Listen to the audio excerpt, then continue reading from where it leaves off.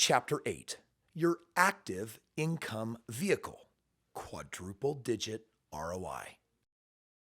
We have widely accepted standards when it comes to morals, for example. We have commonly accepted standards when it comes to relationships.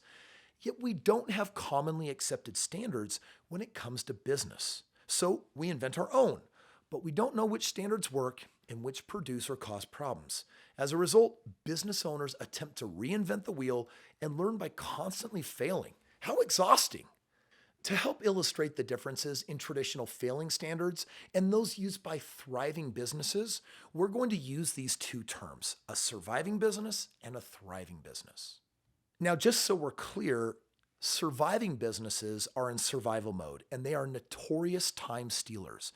They also tend to steal joy and destroy relationships and lead to a life of indentured servitude to that business. On the other hand, let's take a look at a thriving business. Thriving businesses give you back more of your most precious commodity. They also tend to create joy, foster relationships, and lead to a life of financial and time freedom. Business fundamental number 1, marketing, the ability to generate leads for your offering. Almost without exception, you can link a business's success or failure to its ability to generate leads. A lead is someone who may or may not be qualified to buy your offering. Gathering leads is the first critical step towards finding qualified prospects, right? Those who have the means, the ability, and the desire to buy what you're selling. Qualified prospects who decide to say yes to your ask become customers. The process can be a lot more intricate than that, mainly depending on what you're selling, but basically that's the concept. You don't open a new business and sit on your hands waiting for customers to walk through the door or stumble onto your website. You have to let people know who you are, where you are, what you do, and how you do it. Your marketing plan is how this message reaches the world, and it's also how you generate a flowing pipeline of leads. Here are the glaring differences between the marketing strategies of a survival business and a thriving business. Survival marketing. Barely surviving businesses don't know how many leads they have or need to succeed. They approach every day without having the slightest idea where their next customer will come from. Their marketing strategy is less strategy and it's a lot more luck. A business with too few leads struggles for survival and eventually dies a painful and stressful death. Thriving marketing. A flourishing business that has a near endless supply of leads, even more than it can sell to. They have figured out a way to create an infinite source of leads and referrals in most market conditions and do so in a sustainable way. Business fundamental number 2, selling. The ability to convert leads into sales.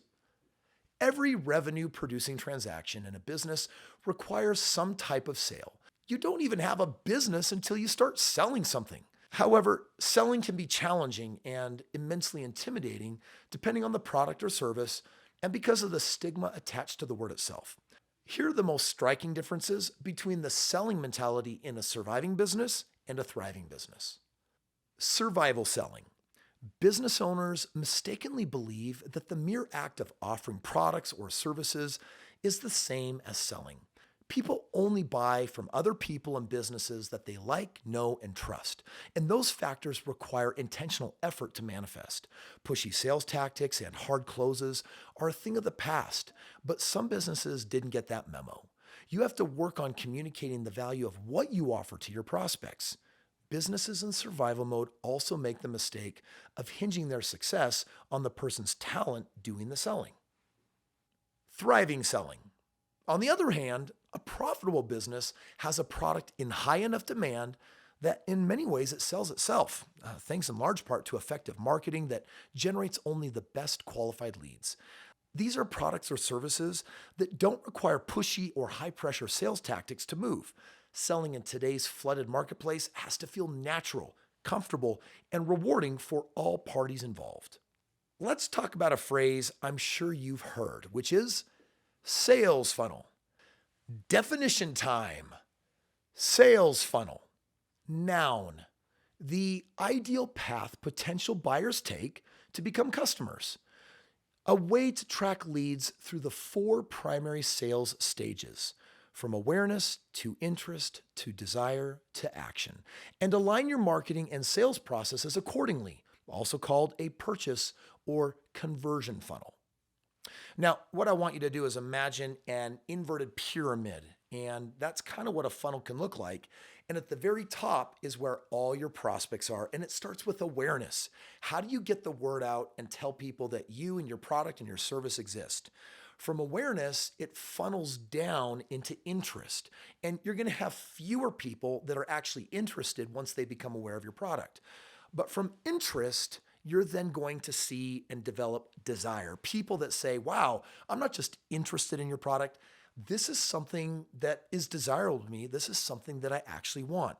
And at the very bottom of that upside down pyramid called a funnel, there is action, which usually means some type of purchase. Companies spend countless dollars on building effective funnels that take all of the leads from their robust lead pipeline generated by their marketing arm and dumps them into the top of the funnel, the wide part, and generates the end result or a purchase at the bottom of the narrow spigot. It sounds so easy, right? Well, it's not quite that simple, partly because there's a lot of misinformation about what works and what doesn't. It doesn't help that everyone and their brother on social media says that they have a quote unquote proven system for generating sales, and then you hire them and then you find out that they can't deliver on the result. It kind of starts to make you think that nobody really knows what they're talking about. It's also not that simple due to the fact that although consumer behavior itself is highly predictable and even considered a soft science, that behavior is almost never linear. In other words, not every customer will travel through the 4 stages in the same order at the same pace. Just because it may not be an exact science doesn't mean you don't need to develop a funnel system that you never stop testing. You need a well-defined sales funnel in order to do the following. First, understand the prospect's level of knowledge and interest in what you sell, and therefore know how to approach them with that message. 2, keep from losing prospects by bombarding them with too much information too early or attempting to hard sell them. This is why experts often refer to them moving through the funnel as the nurturing process. 3, determining what type and frequency of campaign may be needed to spark interest depending on a prospect's position in the funnel. And 4, ensure a common language is fostered and reinforced throughout the funnel to reinforce branding. I'd love to tell you that sales funnels have become more simplified over the years, but in reality, they have only grown more complex, mainly due to the increase in digital channels and the way consumer behavior is constantly evolving. When it comes to getting the most out of your sales funnel, one thing is certain: set it and forget it isn't going to get you the result that you want. That's why the best sales funnels are built through analytics. Definition time: analytics.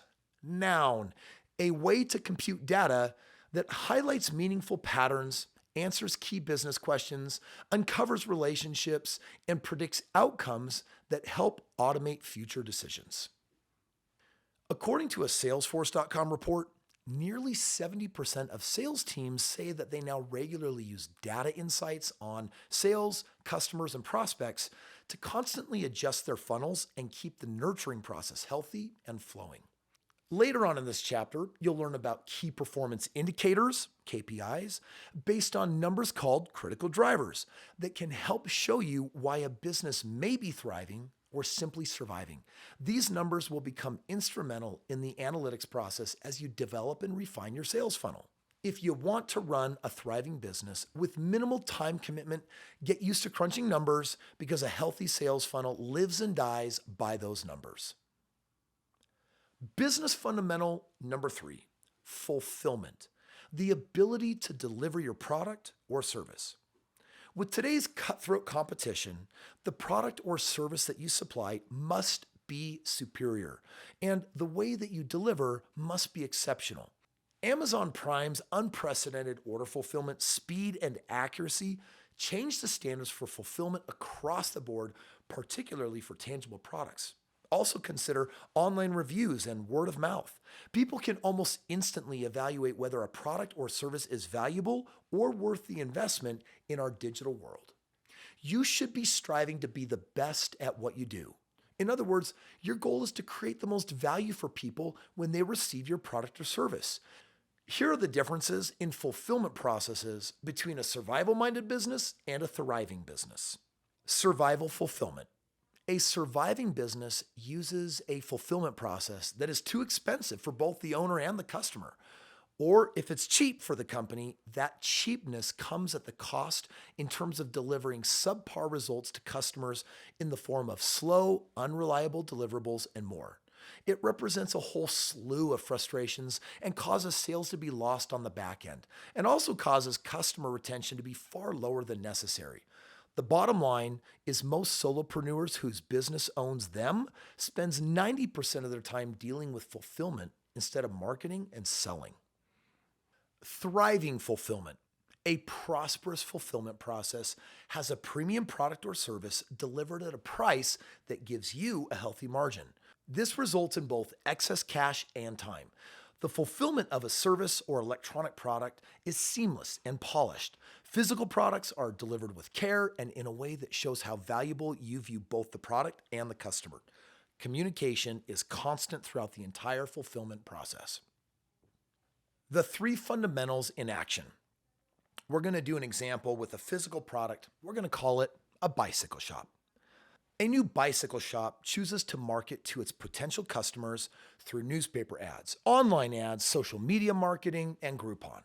The marketing theme is to educate customers on the difference between buying a bike at a big box store versus their shop, the experience, the service, and more.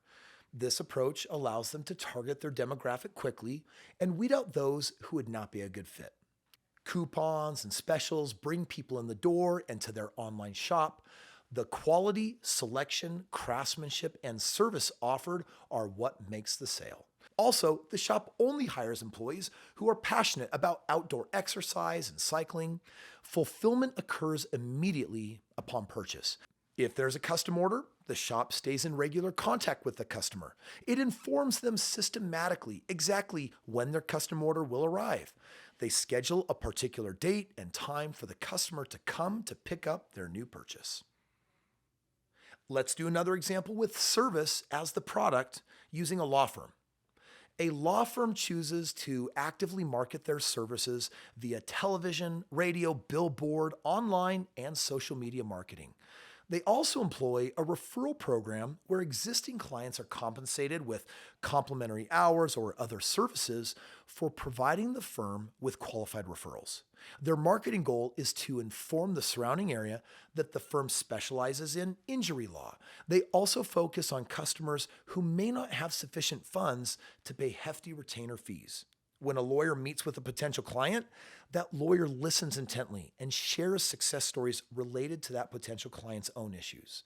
Once the client agrees to be represented by the firm, the sale has been made, but the transaction is far from complete. Fulfillment occurs when the lawyer spends his or her time or expertise providing the agreed upon legal services and delivers exceptional results to the client. As you can see, successfully executing the three fundamentals means that both a business and their customer walks away from a transaction feeling like they won.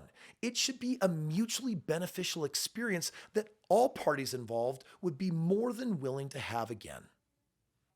So let's do a final summary of the three fundamentals of business, marketing, selling, and fulfillment as it relates to either a surviving business or a thriving business. When it comes to marketing, in a surviving business, there are not enough leads. But in a thriving business, there's too many leads. When it comes to selling in a survival business, the sales conversation is difficult and the conversions do not go as planned. But in a thriving business, sales are easy. In fulfillment, in a surviving business, it's time intensive. It's also inefficient.